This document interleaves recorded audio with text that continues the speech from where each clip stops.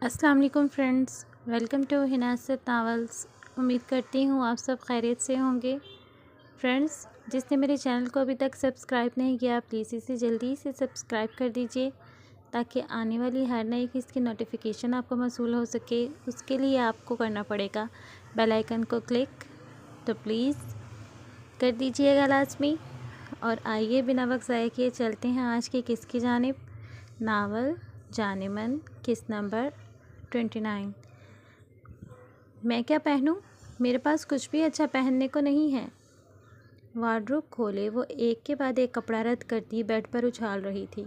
تھوڑی دیر بعد پوری وارڈروب خالی ہو گئی، لیکن اسے ایک بھی کپڑا پسند نہیں آیا جو وہ شام کو ریسیپشن پر پہن سکے۔ آج عازب اور انائزہ کے ساتھ ساتھ غزان اور صفا کا بھی ریسیپشن تھا۔ وہ اسی لیے پریشان تھی کہ شام کی تقریب کی مناسبت سے کوئی ڈریس نہیں مل رہا تھا۔ کیا بی بی جی، آپ کی پوری الماری کپڑوں سے بھری پڑی ہے اور پھر بھی آپ کہہ رہی ہیں کہ کچھ بھی نہیں ہے پہننے کو آپ کے پاس؟ فاطمہ، جو پرانی ملازمہ تھی مگر وہ صفا کے ساتھ دلی لگاؤ رکھتی تھی، لیکن سنبل بیگم کے ڈر سے اس کی طرفداری کر نہیں پاتی تھی، علیحدگی میں اس کے ساتھ آرام سے دوستانہ انداز میں بات کر رہی تھی اور حیرانگی سے اسے ایک ایک کپڑے کو بغور دیکھ رہی تھی۔ اس نے آج تک کبھی صفا کو کپڑوں کے لیے پریشان نہیں دیکھا تھا۔ کیا پہنوں میں؟ تم ہی کچھ مشورہ دو فاطمہ۔ وہ تھک کر بیڈ پر آ بیٹھی۔ اتنا پریشان کیوں ہو رہی ہیں آپ؟ آپ کی گوری رنگت پر تو سب کچھ جچے گا جی، کچھ بھی پہن لیں، ویسے بھی آج خاص دن ہے آپ کا۔ فاطمہ کی بات وہ بخوبی سمجھ رہی تھی۔ کتنی بھولی ہیں آپ چھوٹی بی بی جی، فاطمہ چائے کی پیالی ٹیبل پر رکھتی ہوئی بولی۔ کیا مطلب؟ اس نے نہ سمجھی سے اسے دیکھا۔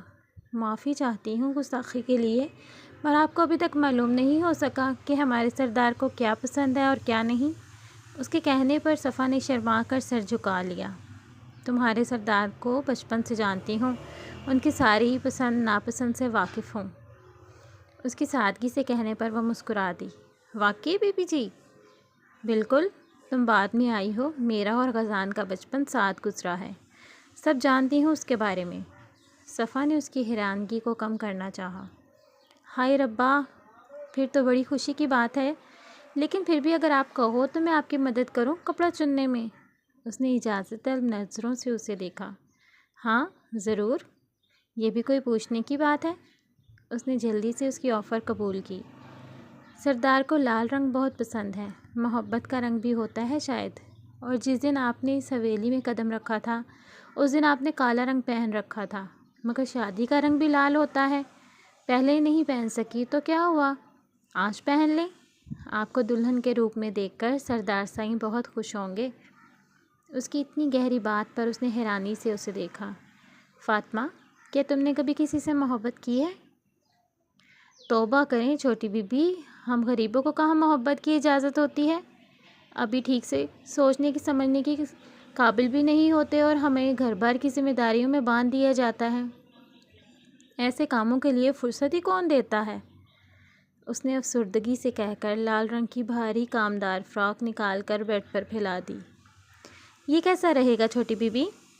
اس نے جوشیلے لہجے سے اس سے پوچھا۔ بہت خوبصورت ہے اور بہت بھاری بھی، اچھی لگوں گی میں اس میں؟ اب وہ تذبذب کا شکار تھی۔ جی بی بی جی، آپ بہت اچھی لگیں گی، سردار سائیں آپ کو دیکھ کر بے ہوش ہو جائیں گے۔ اب ایسے بھی حور پری نہیں لگنے والی میں یہ پہن کر، تم نے کچھ زیادہ ہی تعریفیں کر ڈالی ہیں۔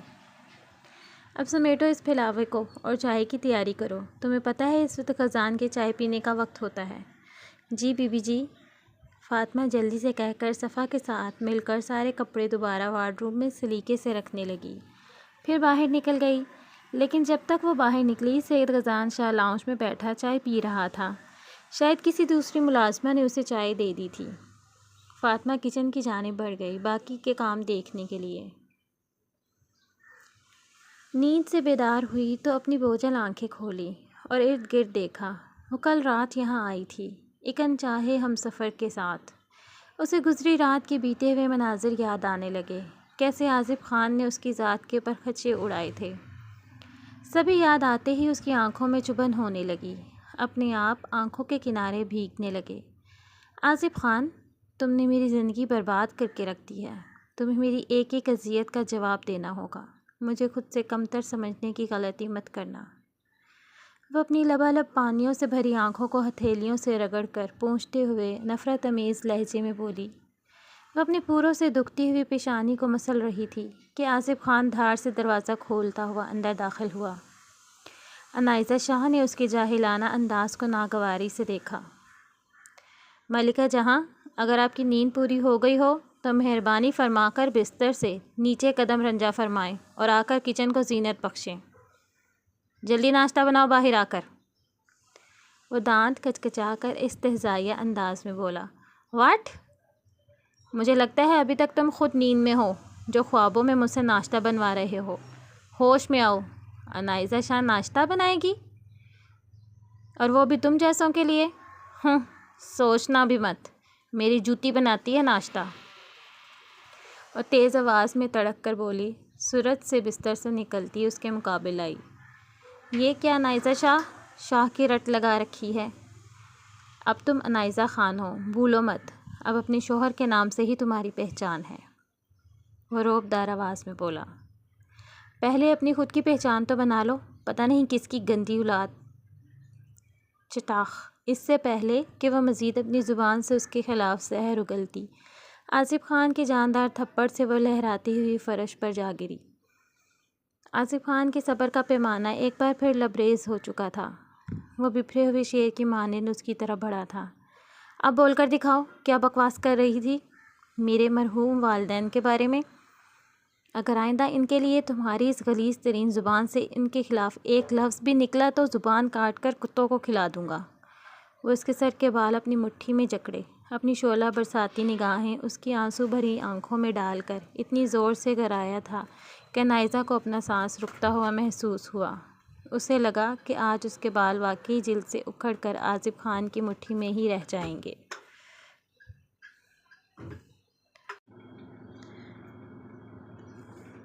جنگلی درندے چھوڑو مجھے! وہ زارو زار آنسو بہاتی ہوئی کپ کپاتے ہونٹوں سے بمشکل بولی تھی۔ جلدی باہر آؤ! وہ اسے جھٹکے سے چھوڑتا ہوا باہر نکلنے لگا۔ نہیں آؤں گی، نہیں آؤں گی، نہیں آؤں گی، جو کرنا ہے کر لو! وہ غصیلی آواز میں حلق کے بل چلائی تھی۔ آصف خان وہیں سے پلٹ کر اسے شرر بار نگاہوں سے دیکھتا ہوا واپس آ گیا۔ 5 منٹ ہے تمہارے پاس، اگر 6واں منٹ ہوا تو آگے جو ہوگا اس کی ذمہ دار تم خود ہوگی۔ جلدی اپنا تھوبڑا درست کر کے پہنچو۔ وہ کہہ کر رکا نہیں۔ ذلیل کمینہ منحوس انسان! اللہ کرے تم مر جاؤ آصف خان! وہ اسے بددعائیں دیتی ہوئی گھٹنوں میں منہ چھپائے رونے لگی۔ اگلے ہی پل اسے آصف خان کی دھمکی یاد آئی تو وہ اپنا غم بھلائے تیزی سے اٹھی اور واش روم کی طرف بڑھ گئی۔ چہرے پر ٹھنڈے پانی کے چھپاکے مارے اور باہر نکل آئی۔ اسے اپنے دوپٹے تک کا ہوش نہیں تھا۔ وہ یوں ہی باہر لاؤنج میں آئی اور اسے ادھر ادھر تلاش کرنے لگی۔ آصف خان کچن میں موجود چھوٹی سی ٹیبل پر ناشتہ رکھ چکا تھا، جس کے گرد 2 چیئرز موجود تھیں۔ وہ ایک پر بیٹھ گیا۔ اس کی نظر کچن کی دہلیز پہ کھڑی انائزہ پر پڑی تو اس کی نظریں وہیں تھم سی گئیں۔ وہ دوپٹے سے بے نیاز سراپے سمیت اسے بہکنے پر مجبور کر گئی۔ آصف خان کے رگوں پے میں صبح ہی صبح ایک خوشگوار سا احساس سرایت کر گیا۔ اس نے بمشکل اپنی نظروں کا زاویہ بدل کر اپنے جذبات پر بند باندھ لیا۔ کس انتظار میں ہو کہ میں تمہیں باہوں میں بھر کے یہاں تک لاؤں گا اور اپنے ہاتھوں سے ناشتہ کرواؤں گا؟ وہ استہزائیہ انداز میں بولا۔ اس کی بات پر انائزہ شاہ نے فقط گھور کر اسے دیکھا۔ اس بار اس کے سامنے زبان چلانے سے گریز کیا۔ وہ چھوٹے چھوٹے قدم اٹھاتے ہوئے میز کی قریب آئی اور چیئر گھسیٹ کر اس پر بیٹھ گئی۔ سامنے میز پر بریڈ، جیم، بوائلڈ ایگ اور 2 کپ میں چائے رکھی تھی۔ وہ اتنے سے ناشتے کے لوازمات دیکھ کر منہ بنانے لگی۔ حویلی میں تو پورا ڈائننگ ٹیبل انواع و اقسام ناشتے کے لوازمات سے بھرا ہوتا تھا۔ جانم! آصف خان نے چائے کا گھونٹ بھر کر کپ میز پر رکھتے ہوئے مخاطب کیا تھا۔ وہ جو ابھی سوچ ہی رہی تھی کہ کیا کھائے، ٹھٹک کر اس کی جانب دیکھنے لگی۔ آج شادی کی پہلی صبح تھی، تبھی تمہارا لحاظ کر لیا۔ میری طرف سے ایک چھوٹا سا تحفہ سمجھو جو اپنے ہاتھوں سے ناشتہ بنایا۔ آئندہ مجھ سے اس قسم کی مہربانیوں کی توقع مت رکھنا۔ وہ ہوتا ہے نا، بیویوں کی خواہش ہوتی ہے وہ سو کر اٹھے تو شوہر بیڈ ٹی یا ناشتہ بنا کر انہیں سرپرائز دے۔ میرا مستقبل میں ایسا کوئی ارادہ نہیں۔ کل سے کھانا بنانے کی ساری ذمہ داری تمہاری۔ وہ بہت سکون سے کہتا ہوا اس کے سر پر دھماکہ کر گیا۔ وہ جو اس کی باتوں کے دوران سلائس کی بائٹ لے چکی تھی وہ اس کے حلق میں پھنس گئی تھی۔ اس نے گرما گرم بھاپ اڑاتی ہوئی چائے سے ایک سپ لے کر اسے اندر دھکیلا۔ اس عمل سے اس کی زبان بھی جل گئی تھی۔ اس کا انداز انائزہ کو آگ لگا گیا تھا۔ وہ قہر زدہ نظروں سے اسے دیکھتی ہوئی بولی، مجھے تمہارے ہاتھوں سے بنے ہوئے کھانے کی کوئی تمنا نہیں، اور جو خواہشات تم من میں پالے بیٹھے ہو مجھ سے خدمتیں کروانے کی، وقت رہتے ہی باز آ جاؤ، ورنہ منہ کی کھانی پڑے گی۔ یہ نہ ہو دلی خواہشات دل میں ہی لیے سیدھے اوپر پہنچ جاؤ۔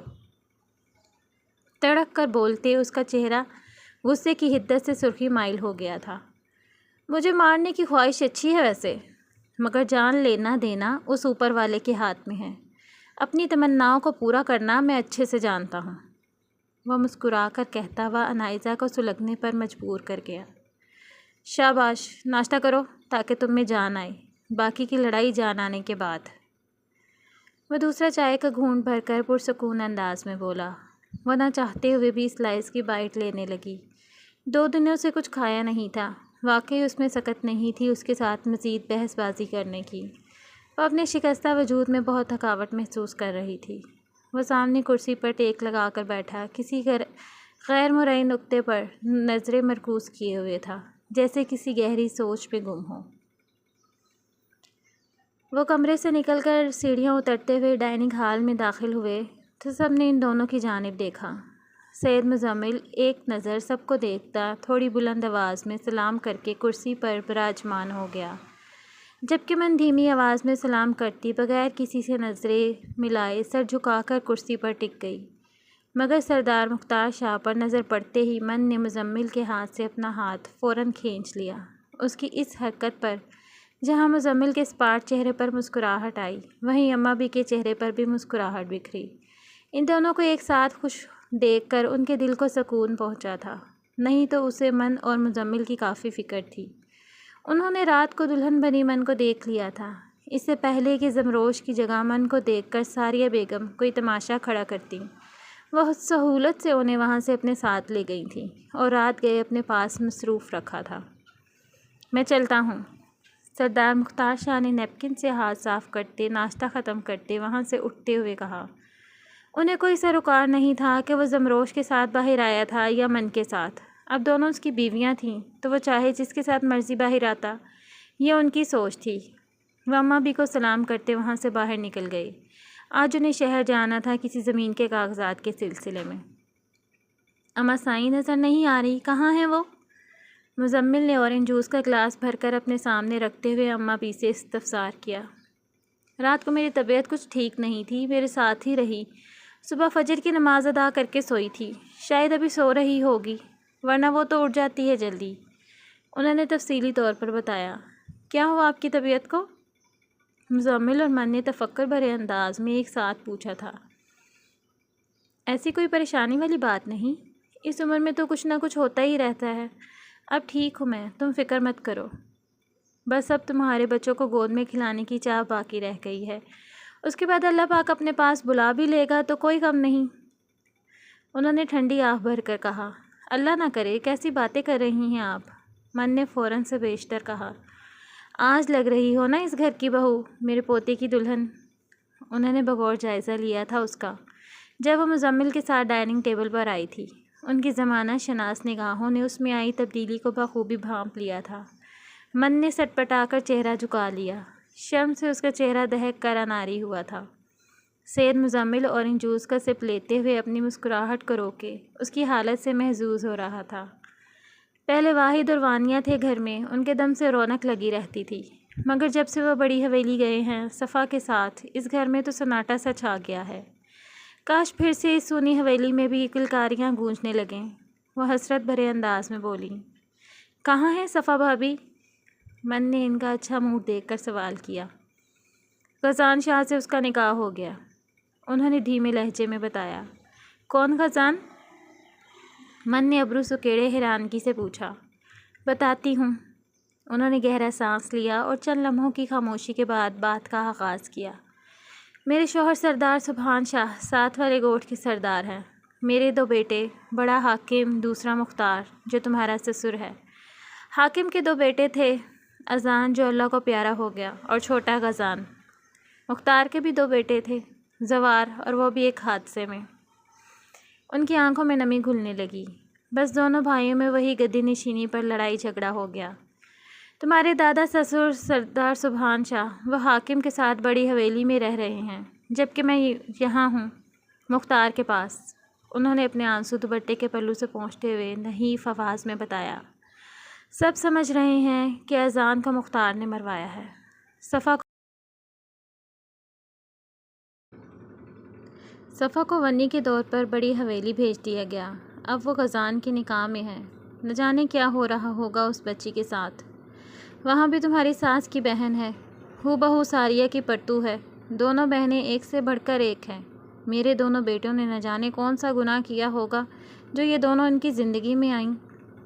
کئی سالوں کا غبار تھا جو آج وہ مزمل اور من کے سامنے نکال رہی تھیں۔ آپ نے کچھ کیا کیوں نہیں؟ من نے مزمل کی جانب دیکھ کر سوالیہ لہجے میں پوچھا۔ جب یہ سب ہوا میں یہاں تھا ہی نہیں، اور نہ ہی کسی نے مجھے آگاہ کرنا ضروری سمجھا۔ جب تک میں واپس آیا سب کچھ ہو چکا تھا، پھر کیا کر سکتا تھا میں؟ وہ شانے اچکا کر سپاٹ انداز میں بولا۔ اب تو کر سکتے ہیں نا؟ اس نے امید بھری نظروں سے اسے دیکھتے ہوئے کہا۔ اس نے کچھ سوچتے ہوئے اس بات میں سر ہلاتے ہوئے حامی بھری تھی۔ وہ تینوں آپس میں گفتگو کر رہے تھے کہ اچانک ساریہ بیگم کمرے سے باہر نکل آئیں اور ان تینوں کو آپس میں ہلکی آواز میں راز و نیاز کرتے دیکھ ٹھٹکی تھیں۔ میری پیٹھ پیچھے کیا منصوبہ سازی کی جا رہی ہے؟ ان کی طنزی آواز سن کر سب نے ٹھٹک کر ان کی جانب دیکھا۔ وہ موبائل پر ضروری میسیجز دیکھ رہا تھا کہ اسے اپنے سر میں اچانک درد محسوس ہوا۔ اس نے پیشانی کو مسلا تھا۔ سر یکدم بھاری پن محسوس ہو رہا تھا۔ وہ شام ریسیپشن سے پہلے کچھ دیر آرام کرنا چاہتا تھا۔ تبھی مضبوط قدم اٹھاتا اپنے کمرے کی جانب چل رہا تھا۔ کمرے میں داخل ہوا ہی تھا کہ ایک بار پھر اس کی آنکھوں کے آگے اندھیرا آیا تھا۔ اس سے پہلے کہ وہ لڑکھڑا کر گرتا کہ اچانک کسی نے اسے سہارا دیا تھا۔ اسے اپنے کاندھے پر نرم لمس محسوس ہوا تو وہ فوراً اپنی نیند سے بوجھل سرخ آنکھیں زور زور سے جھپکا کر فوراً کھولنے لگا۔ اسے سب چیزیں دھندلی سی دکھائی دے رہی تھیں۔ وہ بستر کی جانب بڑھا تھا اور گرنے کے انداز میں لیٹا تھا۔ غزان کسی لڑکی کو اپنے اوپر جھکا دیکھ کر جیسے ہوش میں آیا تھا۔ اس نے فوراً اپنے کاندھوں سے اس لڑکی کے نازک ہاتھ جھٹکے تھے، اسے خود سے پیچھے کرتے ہوئے ان کے درمیان فاصلہ قائم کیا تھا۔ آپ ٹھیک ہیں؟ وہ لڑکی غزان کے سرد انداز پر واقعی سہم گئی تھی۔ چہرے پر فکر مندی کے آثار لائے وہ پوچھنے لگی۔ ٹھیک ہوں۔ وہ لڑکی پھر سے غزان شاہ کے قریب آنے لگی تھی جب غزان نے اسے ہاتھ کے اشارے سے دور رہنے کا کہا۔ مجھے آپ کی طبیعت ٹھیک نہیں لگ رہی، اگر آپ کہیں تو میں آپ کی مدد کر دوں؟ وہ لڑکی غزان کی بے حد سرخ آنکھوں میں دیکھتی ہوئی بولی۔ حقیقتاً اسے ان آنکھوں سے اور غزان کے سپاٹ چہرے سے خوف آ رہا تھا، مگر اپنے ڈر پر قابو پاتی وہ نارملی بولی۔ نہیں۔ غزان شاہ اپنے چہرے پر ہاتھ پھیرتا سرد انداز میں کہتا اس لڑکی کو خود سے پیچھے دھکیلنے لگا۔ وہ لڑکی اس مغرور شخص کو دور کرتا دیکھ کر دانت پیس کر رہ گئی۔ وہ اپنے دونوں ہاتھوں کی انگلیوں سے اپنا سر ہلکا ہلکا دبا رہا تھا۔ وہ اپنی حالت سمجھنے سے قاصر تھا۔ اس کے سر میں شدید درد ہو رہا تھا۔ بار بار اس کی آنکھوں کے سامنے اندھیرا آ رہا تھا۔ تمہاری بیوی سے زیادہ خوبصورت ہوں، غور سے دیکھو تو صحیح۔ اس لڑکی نے غزان کے چہرے کا رخ اپنی جانب کیا تھا۔ لڑکی کی خوبصورتی اس کی شرم و حیا میں ہوتی ہے، مگر تم جیسی بے حیا اس کا مطلب نہیں سمجھ سکتی جو کسی غیر محرم کے ساتھ اس قدر قریب ہو کر بے حیائی کی باتیں کر رہی ہو۔ اس کی بات نے اس لڑکی کے ہونٹوں پر کھیلتی مسکراہٹ کو لمحوں میں غائب کر دیا۔ وہ غصے سے کھولتی اس کی طرف مڑی، مگر خود پر ضبط کے کڑے پہرے لگائے اور اپنے منصوبے پر عمل درآمد کیا۔ کیا فائدہ تمہیں ایسی بیوی کا جب تم اس کے معصوم اور محصور کن حسن کو چھو ہی نہیں سکتے؟ ایک ادا سے کہتی ہوئی وہ اس کے مزید قریب آئی۔ اس کی نشیلی آواز تھی جبکہ خمار آلود انداز میں اس کے کسرتی بدن کو چوم رہی تھی۔ اب تمہیں کیا چاہیے مجھ سے؟ وہ اس کے دلکش چہرے پر نظریں گاڑے وہ بوجھل آواز سے بولا۔ غزان شاہ پر غنودگی طاری ہو رہی تھی، مگر دماغ ابھی بھی تھوڑا سا کام کر رہا تھا، اسی لیے سوال و جواب کا سلسلہ جاری تھا۔ نور نے جواب دینے کے بجائے آگے بڑھ کر اپنے دونوں ہاتھ اس کی گردن میں ڈال کر ایک ادا سے مسکرائی۔ وہ سمجھ گیا کہ وہ کیا چاہتی ہے۔ تم اچھے سے جانتی ہو کہ میں شادی شدہ ہوں، لیکن پھر بھی تم دعوت نظارہ بن کر میرے سامنے آ گئی۔ میں تمہاری اس حرکت کو کیا سمجھوں؟ اس نے اس کے بے حد گہرے گلے کی طرف چوٹ کی جو واقعی میں دعوت نظارہ بنا ہوا تھا۔ تم اپنی ضرورت مجھ سے پوری کر سکتے ہو، یقین رکھو تمہیں مایوسی نہیں ہوگی۔ وہ ایک ادا سے اپنے بالوں کو پیچھے کی طرف جھٹک کر تمسخرانہ مسکراہٹ سجائے اس کی طرف دیکھا تو غصے سے غزان شاہ نے اس کے لمبے سلکی بالوں کو اپنی مٹھی میں جکڑ کر ایک زوردار جھٹکا دیا تھا۔ دنیا کی پہلی گھٹیا ترین عورت سے واسطہ پڑا ہے آج، وہ غصے سے پھنکارا تھا۔ اس کے غصہ کرنے پر وہ قہقہا لگا کر ہنس دی۔ آج کے بعد اس علاقے کا سردار گھٹیا ترین کہلائے گا جو اپنی بیوی کی جگہ مجھے اپنے بستر پر جگہ دے گا۔ وہ لڑکی تمہاری بیوی تو بنی ہوئی ہے، لیکن آج تک اس نے بیویوں والے حقوق پورے نہیں کیے۔ سب جانتی ہوں میں، اور آج تمہیں اور مجھے اپنے بستر پر ایک ساتھ دیکھ کر آئندہ بھی وہ تمہیں کبھی اپنا شوہر تسلیم نہیں کرے گی، سید غزان شاہ۔ وہ تمسخر سے مسکراتی اس کے کان کے قریب اپنے ہونٹ لے جا کر مزید بولی، وہ تم سے نفرت کرے گی غزان شاہ، شدید نفرت، کیونکہ تم ایک دوسرے کے لیے بنے ہی نہیں۔ اس کے الفاظ اسے ہتھوڑے کی ضرب کی طرح سر پر لگے تھے۔ مجھے تم سے محبت کرنے دو غزان، محبت ہی چاہیے تمہیں، اب وہ دے یا میں، کیا فرق پڑتا ہے؟ اس کے چوڑے جبڑے پر اپنی مخروطی انگلیاں پھیرتی وہ دلکشی سے بولی۔ غزان نے اسے پیچھے جھٹکنا چاہا تھا، مگر جسم بھی اس کا ساتھ نہیں دے رہا تھا، وہ ہلنے جلنے کے قابل بھی نہیں رہا تھا۔ جسم و دماغ مفلوج ہوتا ہوا محسوس ہوا۔ نور اسے جھٹکے سے واپس بیڈ پر دھکا دے کر خود بھی اس پر گر گئی۔ وہ جو بچوں کے ساتھ ریسیپشن سے پہلے کچھ وقت گزارنا چاہتی تھی، ان کے ساتھ وقت گزار کر ان کے کمرے سے نکل کر اپنے کمرے میں آئی تو جیسے ہی اس نے کمرے کا دروازہ کھولا، سامنے کا منظر دیکھ کر اس کی آنکھوں میں حیرت در آئی۔ اس کے قدم وہیں زمین پر جم گئے تھے۔ غزان کی بے تحاشا سرخ آنکھیں، بکھرے بال، صفا کو لگا جیسے اس خوبصورت ہر آرائش سے سجے کمرے کی چھت اس کے سر پر آن گری ہو۔ وہ نامحسوس انداز میں 2 قدم پیچھے ہوئی تھی، آنکھیں تو جیسے پتھر سی ہو گئی تھیں۔ ڈیئر ریڈرز، کیسی لگی آپ کو آج کی قسط؟ صفا کا کیا بیہیویئر ہوگا نور اور غزان شاہ کو ایک ساتھ دیکھ کر، اور دوسرا مزمل کی مدر ساریہ بیگم کا کیا بیہیویئر ہوگا من کے ساتھ؟ یہ سب جاننے کے لیے انشاءاللہ نیکسٹ قسط کا انتظار رہے گا، اور نیکسٹ قسط میں جانیے گا۔ اپنا بہت سا خیال رکھیے گا، دعاؤں میں یاد رکھیے گا۔ سوری آج پیچھے بہت زیادہ ڈسٹریکشن ہو رہی تھی، عجیب سے حالات تھے، میں کیا کر سکتی ہوں، سوری، اس کے لیے معذرت ہی کر سکتی ہوں۔ تو انشاءاللہ جلدی ملتے ہیں اگلی اس کے ساتھ، تب تک اپنا خیال رکھیے گا۔ اللہ حافظ۔